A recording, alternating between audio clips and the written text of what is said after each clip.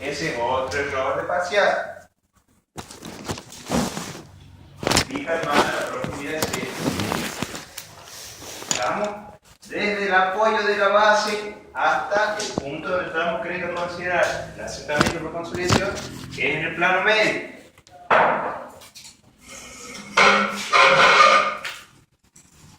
Ahora, ¿cuántos estratos vamos a considerar? Y podremos considerar lo que se nos ocurre. O sea, si queremos hacer 100 estratos, dividir, lo podemos hacer. Pero en líneas generales, se considera entre 6 y 8. O sea, no menos de 6, es decir, 1, 2, 3, 4, 5, 6. Y se podría llegar, en algún caso, a trabajar con 7, 8 estratos. Se recomienda trabajar hasta 6 estratos como mínimo para una zapata cuadrada, circular, rectangular. ¿Estamos? 6 estratos para una zapata cuadrada, rectangular o circular. Para una zapata corrida, hacer 8 subestratos. La diferencia viene dada en que, no sé si ustedes se acuerdan, en el bolilla 2 hemos visto incremento de esfuerzo y deformación. En los bulbos de presión, ¿se acuerdan? Teníamos para bases cuadradas, circulares, rectangulares, y aquellas que eran corridas, es decir, que una dimensión, el largo, era mucho más grande que las otras dos dimensiones. En ese caso, el incremento de tensiones verticales era mucho más grande y alcanzaba estratos más profundos. Entonces nos vimos más en profundidad. Es por eso que se recomienda hacer un par de estratos más. ¿Qué significa que yo haga menos estratos? ¿Significa que esté resolviendo mal el problema? No. Lo que puede estar pasando es que uno no está teniendo toda la precisión que debiera tener. Puede estar subestimando el valor de la deformación. Entonces quiere decir, si ustedes quieren hacer 25 subestratos y calcularlo, bueno, lo único que pueden llegar a hacer es afinar un poquito más el lápiz y calcular con un poco más de precisión el valor de ese asentamiento por consolidación. ¿Qué es lo que pasa? A partir de 6, 7, 8, ya no es mucho lo que vamos a incrementar la precisión, pero bueno, se puede seguir calculando, no hay problema. Se puede seguir calculando.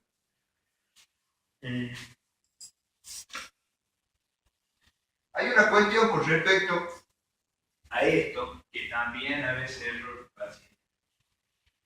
Nosotros hasta aquí hemos venido determinando asentamientos e incrementos de esfuerzo en el centro de la zapata y en el borde.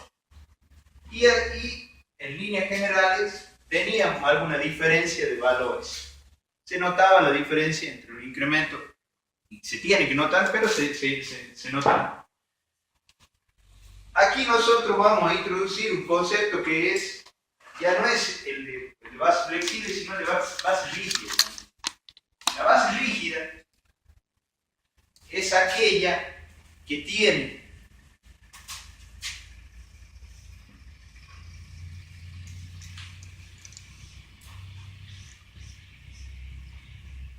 un espesor muy comparable con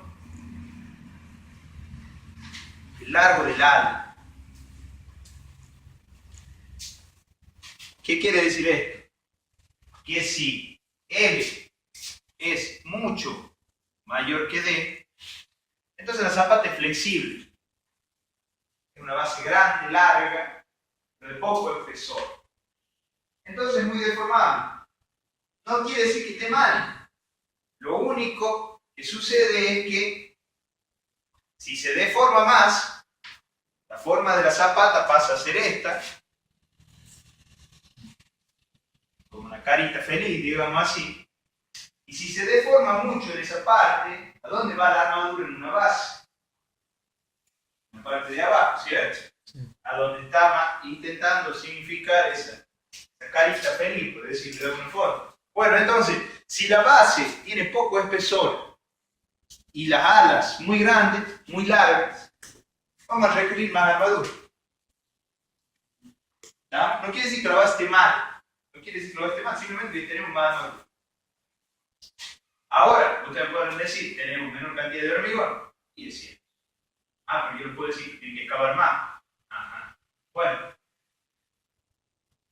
no hay forma de decir cuál está bien o cuál está mal. Simplemente es una cuestión técnica de cada caso y fundamentalmente económica.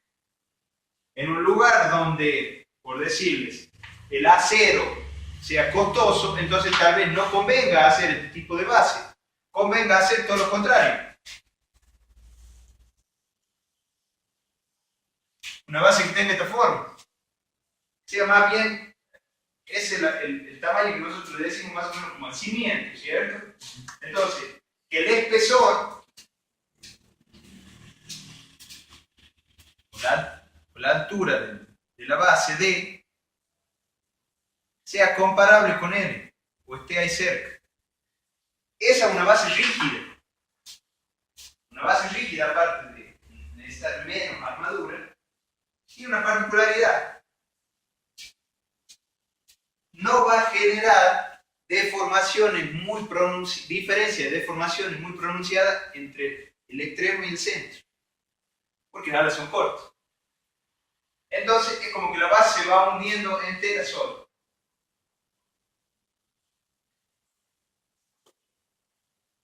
¿Cómo lo vemos? Porque nosotros venimos calculando con base flexible. ¿Cómo lo calcularíamos como base rígida? Bueno, nosotros vamos a calcular los asentamientos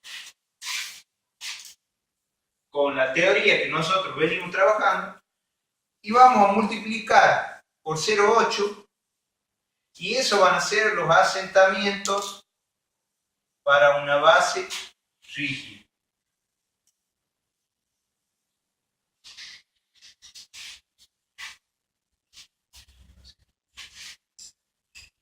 ¿Estamos? Entonces, los asentamientos para una base flexible lo vamos a multiplicar por un coeficiente que es 0,8 y eso van a ser los asentamientos de la base rígida. O sea, puede darse el caso de que yo les diga calculen menos asentamientos para una base rígida, entonces ustedes van a emplear los conocimientos que vienen usando hasta ahora y van a multiplicar por 0,8 porque esos son los asentamientos medidos en las bases rígidas en experimentos a escala y van a obtener los asentamientos con la base rígida. ¿Qué es lo que pasa? Por eso que les decía que es error del proyecto y es muy sencillo, digamos, ¿cómo le puedo errar ahí? Bueno, no lo multiplico por 0,8. Yo les pido calculen los asentamientos con una base rígida y ustedes me dejan los asentamientos con una base flexible. No esté mal el problema, evidentemente no está mal, pero no está completo. ¿Está? Por eso les digo que suena medio increíble, pero pasa. Entonces, si yo les digo base flexible, ustedes saben lo que tienen que hacer. Si yo les digo base rígida, bueno, base flexible por 0,8 me dan los asentamientos. Y al tener esa cuestión de multiplicar para disminuir los asentamientos, entonces los asentamientos del centro y del borde medio que se nivelan, se quedan muy parecidos, entonces es como que la base descendiera y no hubiera diferencia. La sigue habiendo, pero bueno, es como que lo sacamos idealmente y nos olvidamos. Nada más que eso.